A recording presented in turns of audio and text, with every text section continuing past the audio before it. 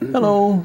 We here at the New Life Evangelistic Center are prepared to help those in need, homeless, all sorts of programs here for those in the community. Well, today's guest does the same thing. And we'll be right back with Queen Daugherty after this.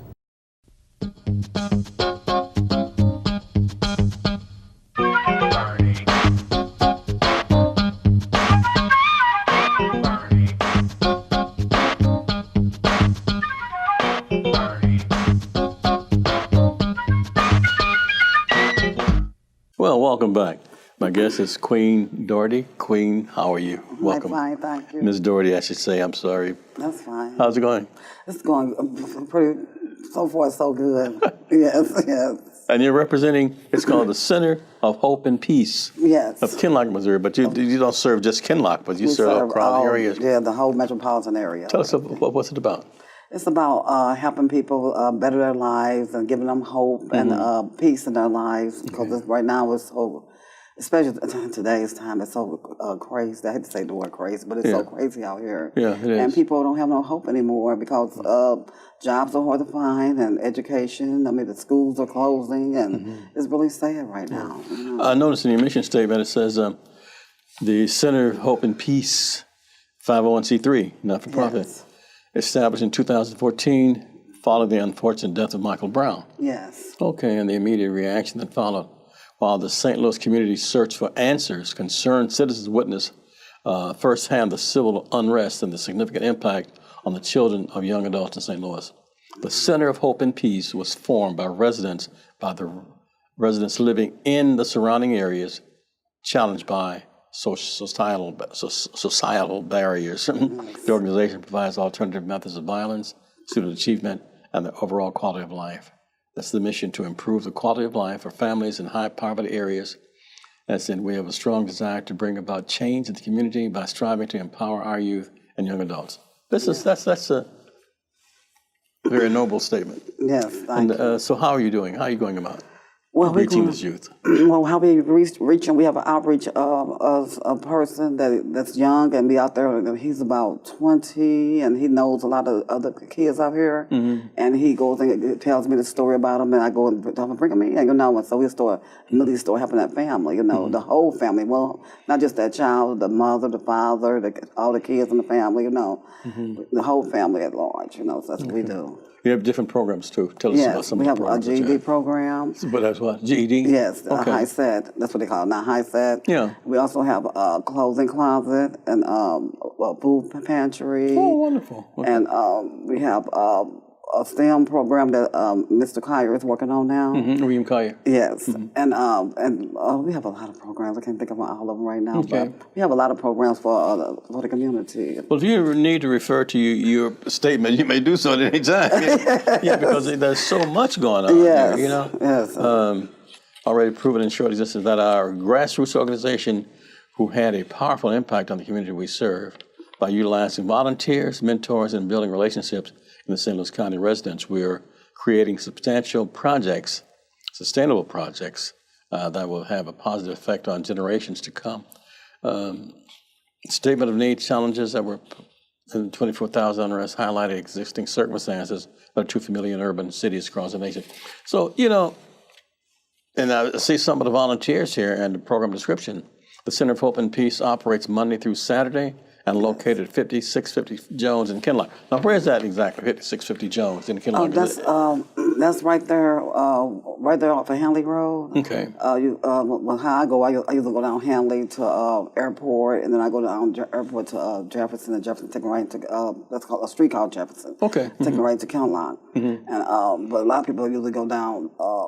If you live over in that area, they go down suburban. That's how everybody usually get suburban, South Florissant to suburban. That's how a lot of residents get there. And it's only 300 and some people in Kinloch, families. So we had to go out to Ferguson and Berkeley and Dalewood and all the other surrounding counties too. Did the buyout affect you at all or your family? Yes, it did. Tell us about it. Well, my grandmother, she owned a couple of houses over there on Scudder Road, and she heard about the buyout back in the 80s. Well, I mean the 70s, but she didn't really think it was going to come to pass. And thank goodness she passed. Thank goodness, thank goodness when it came to pass, she was already gone because she never would have killed her. Because she loved her house. She had over an acre of land, and my grandfather built her house from the ground up, and she been out. Go ahead. She's been out there all her life. That's her whole life, and it was beautiful out there. You can go to bed and leave your door wide. We used to leave our door open at nighttime, and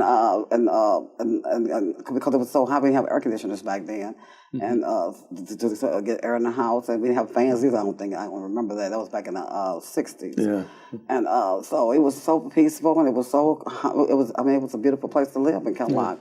We had stores, mom, pop stores, Uncle Dixon, Aunt Rosie, and churches, many churches. Yes, oh my goodness, and that was the best time of my life, and we had everybody knew each other, and everybody looked out for each other. I spent a lot of time in Kenlock out there. Betty Thompson, Betty started watching the community service organization store from Human Development Corporation at the time. Yes. And I spent a lot of time with Betty and some of the churches out there, and some of the people in Kenlock. So I know a lot of other folks in Kenlock. Tell us about the mentor program of your organization. Well, we have a lot of college kids that come over and tour the youth over there, and we have kids come from UMSO, from Florissant Valley, and they volunteer and don't pay anybody, and they volunteer their time, from Monday through Fridays and some Saturdays if they need it, if their child need it. And they mentor them to make sure they pass their grade, the GPA tests and all kinds. They do a lot of work over there. That's right.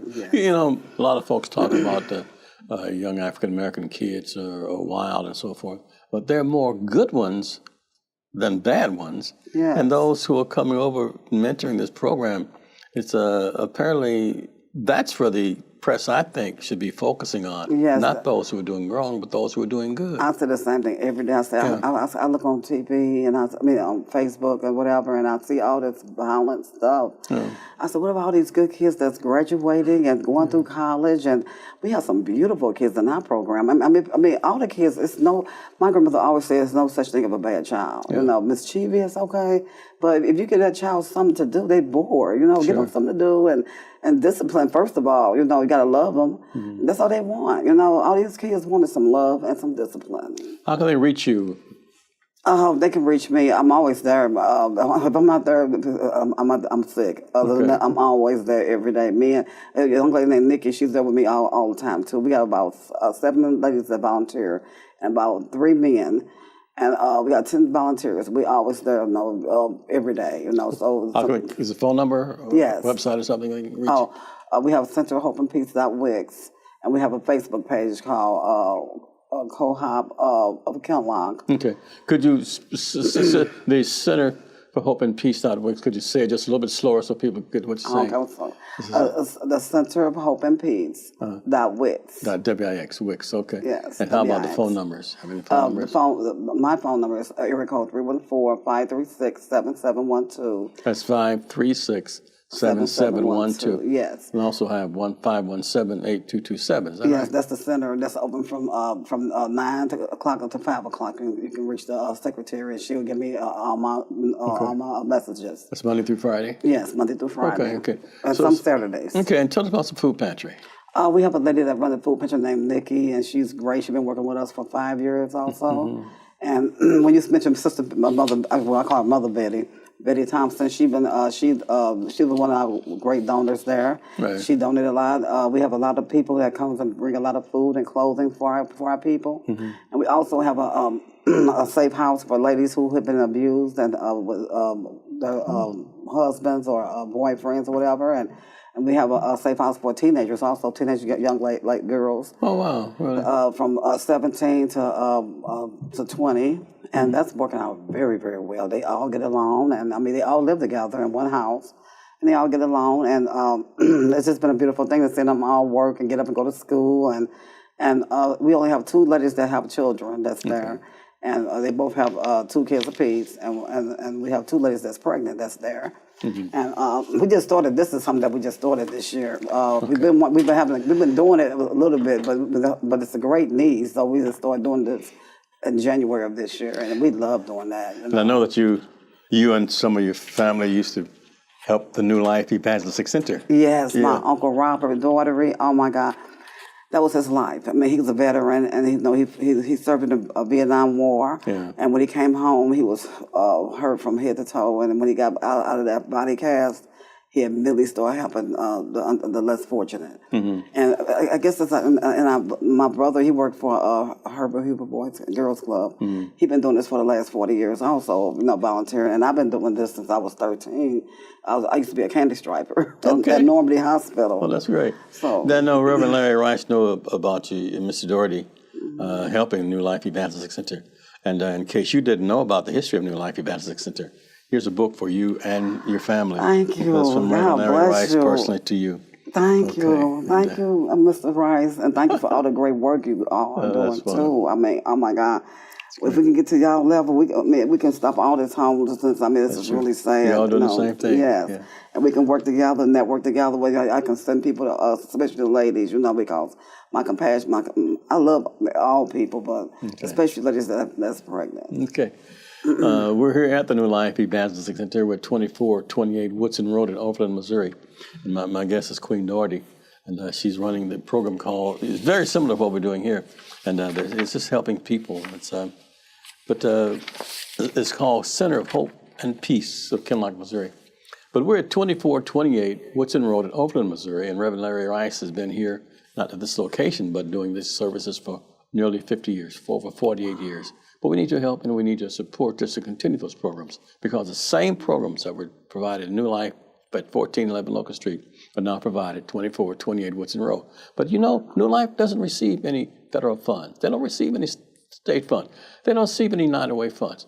Every program is funded through donations and contributions and love offerings from you.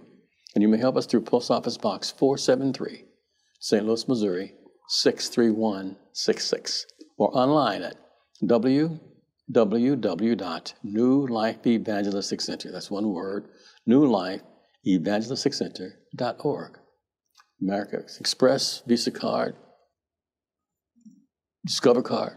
Takes less than 2 minutes for any type of card that you want to present. We'll be right back with our guests after this.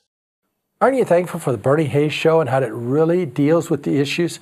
So many of the issues that are totally ignored by the rich and the powerful media that's out there. And Bernie's dealing with those issues. There are many, many people that are hurting. There are so many that are homeless in our community. And when you go into that city hall, it almost seems like you're approaching into a Disneyland, that they ignore all the issues right underneath their door.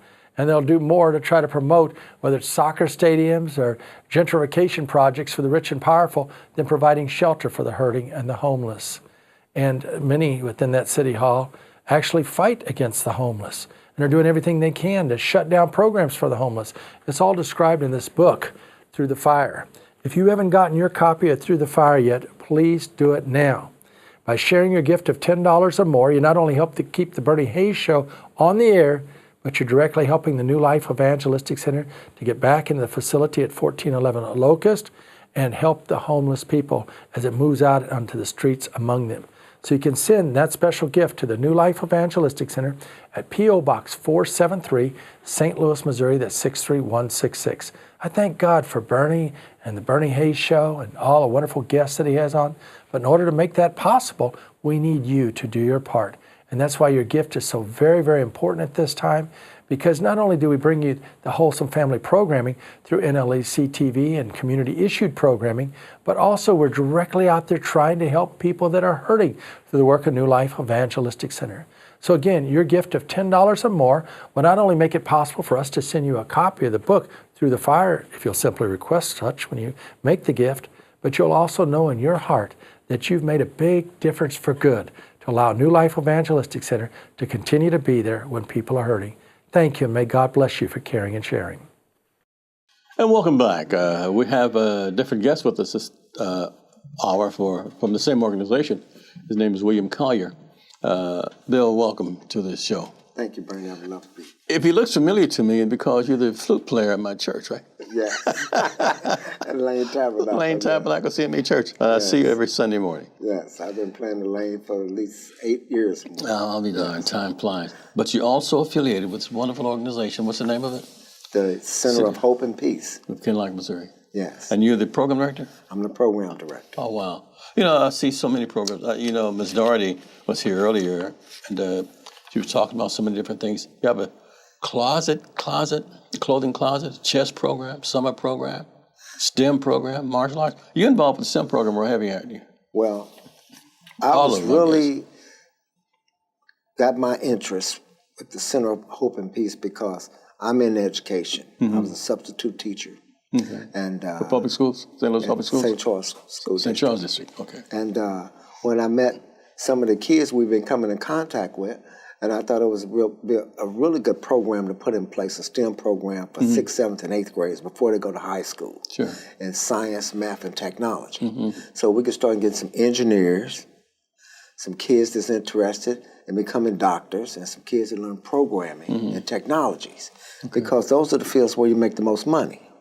And so these programs will probably be initiated in the summer, after school programs. Okay. And so we have some of my, I've reached out to some of my best friends who's already involved in the educational systems, which is a friend of mine, Dr. Michael Starks, who's over the Lutheran School District in math, and a few of our friends actually, Miss Toby Taylor. Oh, Toby Taylor. And Toby Taylor Hudson. James Skelly, you know what I'm saying? And so a lot of these people are really giving me insight on how to go about putting these programs together and keeping these kids' interests at heart. And that's why we just don't want to have a educational program.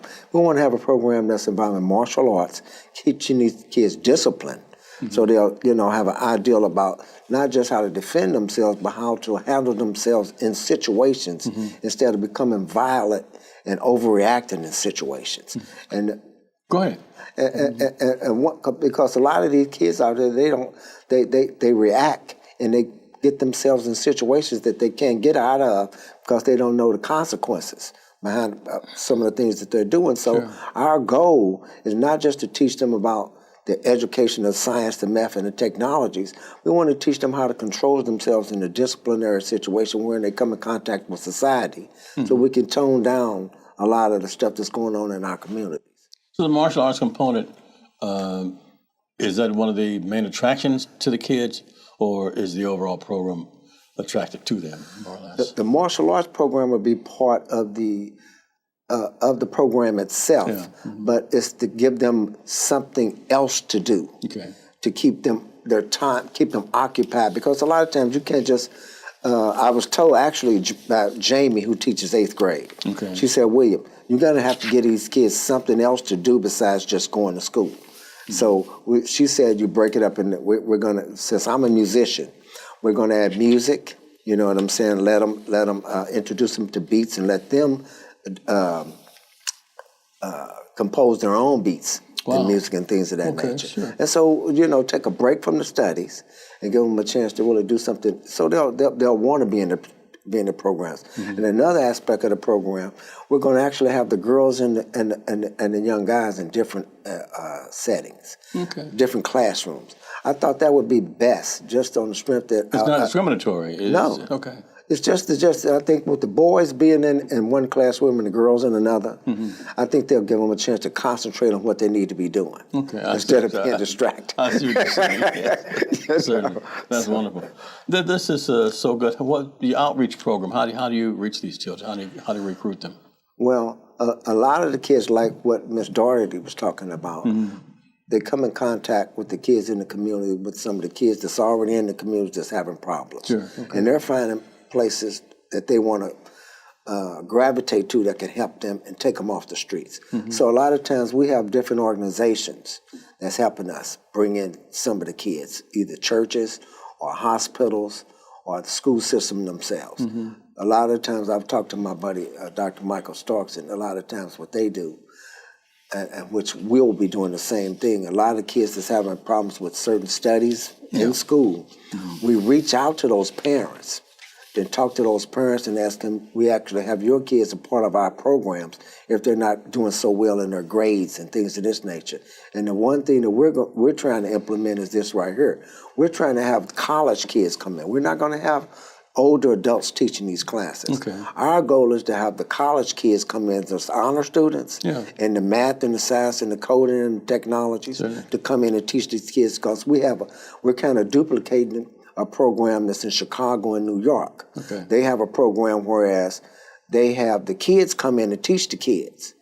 And what they do, they track them from the grammar school, from the 6th grade, and they track them through high school. And once they get through high school, they have a 100% graduation rate and a 100% scholarship program, where a lot of these kids actually get scholarships.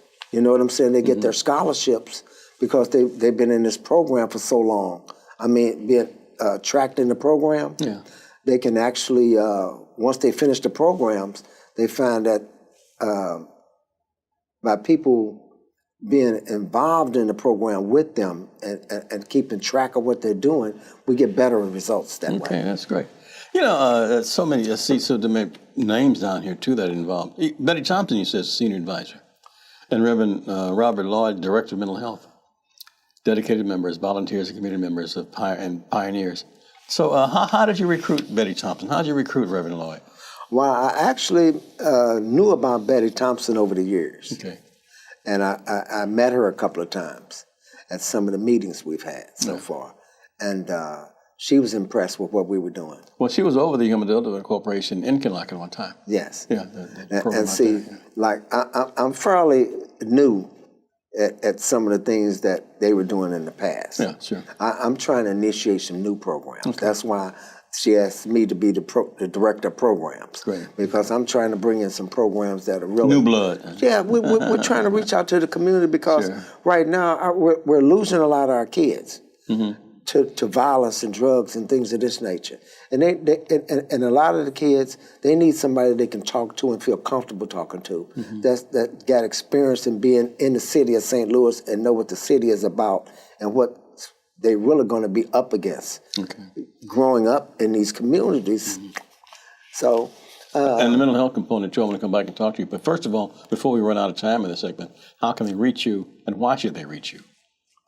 How can they reach me? Yeah. Well, the numbers you can reach me at, at my email, which is WilliamCollier1212@gmail.com. Yeah, you said it mighty fast in case someone write it down. Well, I'm going to slow it down a little bit. Slow it down my name is William Collier. You can reach me at WilliamCollier1212@gmail.com. Okay. And the telephone number is 314-517-8227. Okay. Oh, and also you can reach Queen at 536-7712. Yes. Or 314. That's great. But the mental health component of this, what's that all about?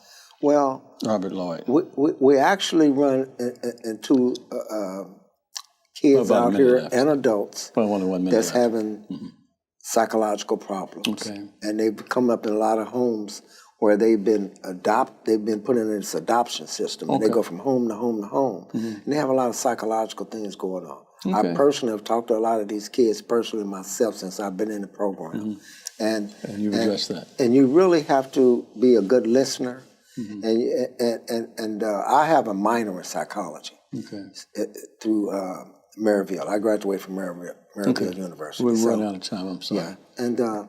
It's just that it's a challenge. Okay, I can imagine. Well, William Collier is my guest here. And I see that these cups, these mugs on the table. Here's Harris-Stowe State University mug. Here's Washington University mug. And this is the Bernie Hayes show mug.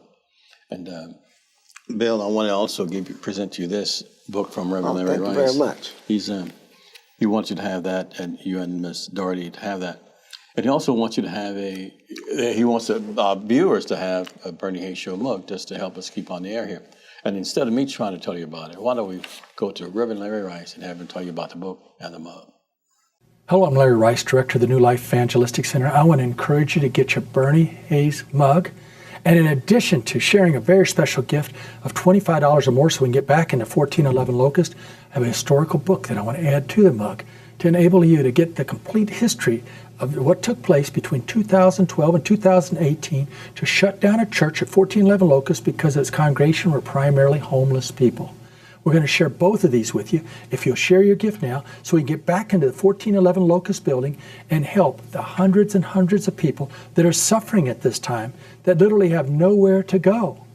I thank God for Bernie Hayes and his faithful years of service, for his program that has touched the lives of so many people. And now we're teaming up with Bernie Hayes, sharing the Bernie Hayes mug and Through the Fire book. If you'll just share that gift of $25 or more. Now be sure you request the Bernie Hayes mug and the Through the Fire book, and you know that you'll be a part of great things God is doing.